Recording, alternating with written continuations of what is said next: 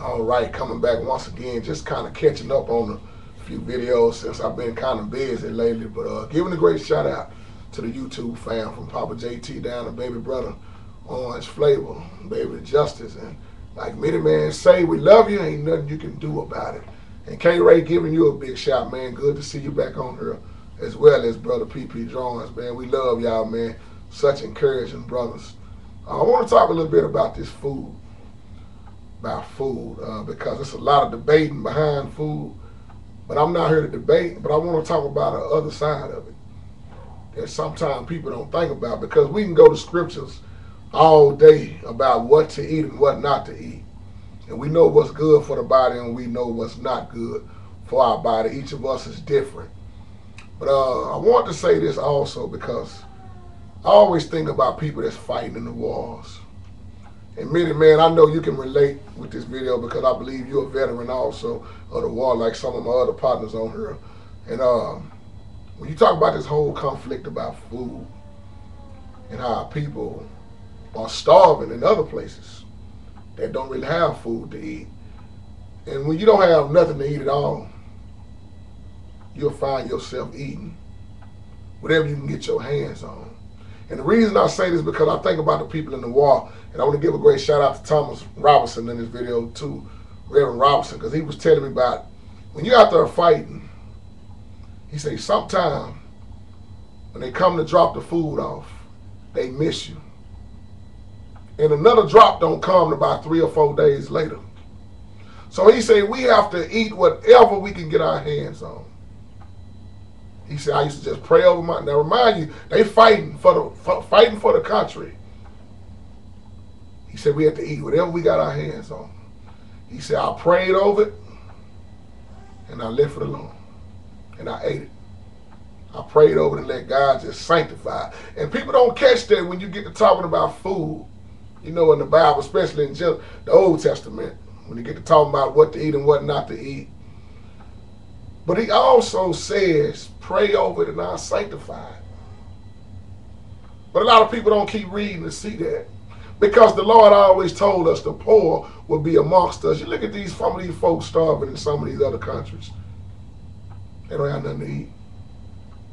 I see homeless people eating out of trash cans all the time. I see people struggling. See, it's easy to say I can go buy this and buy that when you got money and you working. But what about these little children that don't have nothing to eat?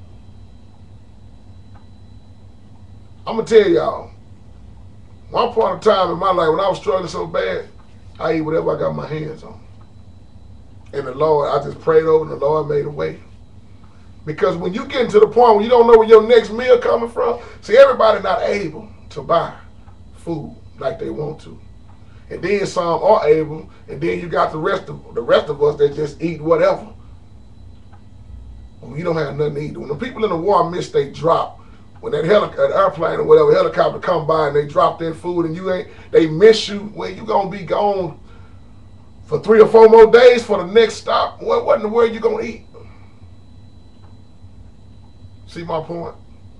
Pray over it and he'll sanctify. See, we always hear about one side of stuff. Y'all know me, I like to tell both sides. I like to tell the good and the bad. Now, I already did a video about the good side of food and how we shouldn't punish our body. This is our temple. But when them people out there fighting them wars sometime and they miss they drop of food, they drop off, and they got to wait 3 or 4 more days to eat, they going to have to try to find out something. They going to start eating something out there. Because if you don't eat, you don't have no strength. And without no strength, without good health, you ain't no good. You better off dead. But we know the abuse behind food because gluttony is a sin. It's a sin to eat too much. But he also said, pray over it and I'll sanctify it. See, if you're going to tell the truth, you need to learn to tell the whole truth. See, we always look at where we at. Like we in America, we look at, how God has blessed us and we got it made so good. But what about these other people that don't have it made so good? When they got to dig off in their trash can or kill an animal and pray over it, let up some fire and try to burn that fat off and cook it. See, one thing I like about the new heaven, when you read Revelation, I think you get around chapter 21 or 22 toward the end, when it describes the new heaven and it talks about that tree that's bearing that fruit once a month with those 12, I believe 12 different fruits. That lets you know our Heavenly Father gonna have us eating right. Now, I don't say nothing about hamburgers and fries and all that stuff, but they do talk about fruit. So they let me know, because he say all things will be made new. Look like we're gonna all be on a fruit diet if we get it when we get in that kingdom. But right now you gotta try to take care of your body the best way you can. But always remember somebody else that don't have nothing to eat. That's why I try to tell folks, man, if I can buy somebody something, if it's just food for a week, God be the glory. It's a lot of people starving right now. Down here in Dallas, there's a lot of people up under these bridges. It's a lot of people eating whatever. I remember one time I was so hungry, man, when I was laid out one time and I was at work, man. I didn't have no money, man. I was struggling bad. Man, I seen this piece in this trash can. White man just ate and almost just threw the whole box away. Man, I got that piece out that trash can and tore it up. When nobody let me borrow no money and I was out of town. I was struggling. And when I got back, my boss lady said, "Did you get something to eat? Did you?" She said, I don't know why I asked you this. It was in her spirit. I said, yeah, I ate. It wasn't what I wanted to eat, but I damn sure wasn't hungry. I prayed over that piece and I said, Lord, sanctify it. See, when you get down to your lowest, you got to find a way to survive. Sometimes you got to do what you don't want to do to get to where you need to get. Excuse me for a minute. Let me cut that off. But yeah, not to get off subject with that. Excuse that phone for ringing. But when you think about food in these other countries, people starving. If they don't have nothing else to eat, what else can they do? The sad thing is, like we are in America, we quick to go help another country, but we won't even look out for our own half of the time. Look at how many people starving over here. They'll ditch out all kind of money everywhere else. And I'm not talking bad about President Obama. No, this stuff been going on.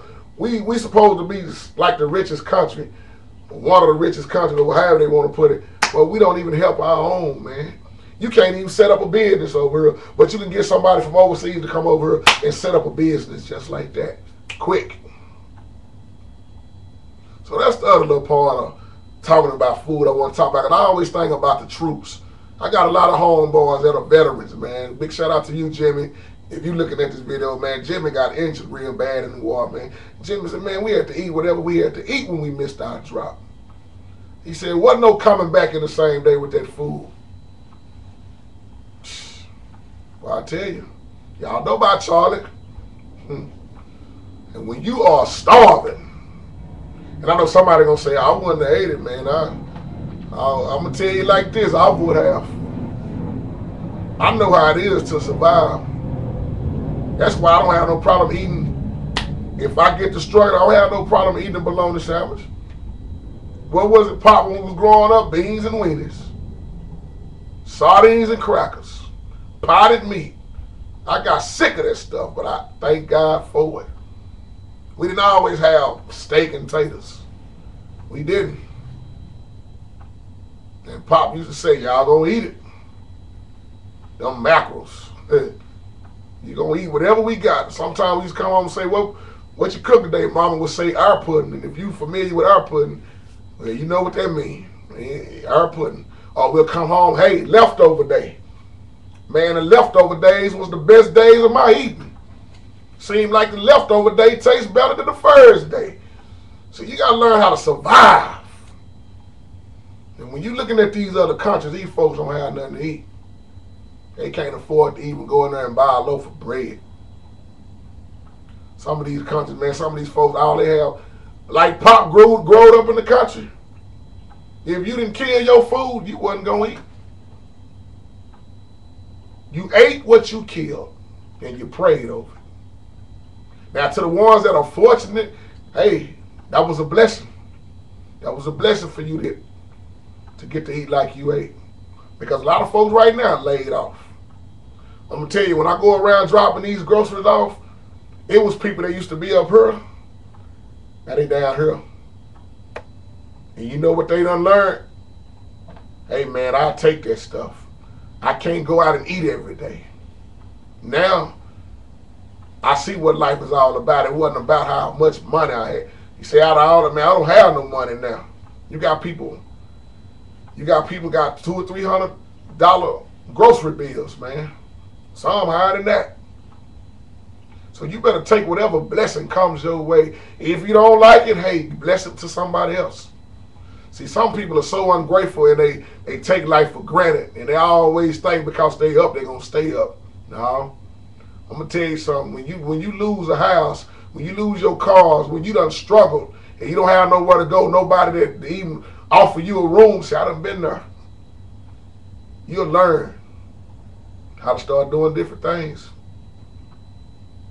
Yeah, I done put my hand in the trash can a couple of times. My Uncle Jerry, I was talking to Papa the other day. My Uncle Jerry, the one y'all see playing that bass, my uncle told me a long time ago, he said, man, they was struggling so hard one time, they didn't have nothing to eat. He said he opened up some can of dog food. Alpo. Y'all know what that Alpo is. He started eating the Alpo out of the can because he didn't have nothing else to eat. I always say this about food because a lot of times we talk about food and working out, and I'll be, man, talking to people in the gyms and stuff, man, and it'd be amazing how people die. It'd be like JT, man, they ate right all their life, and they didn't even eat fat foods and grease. They worked out every day, and what happened when they died behind cancer? Wow. What happened to your brother, man? The doctor never knew. He died in his sleep.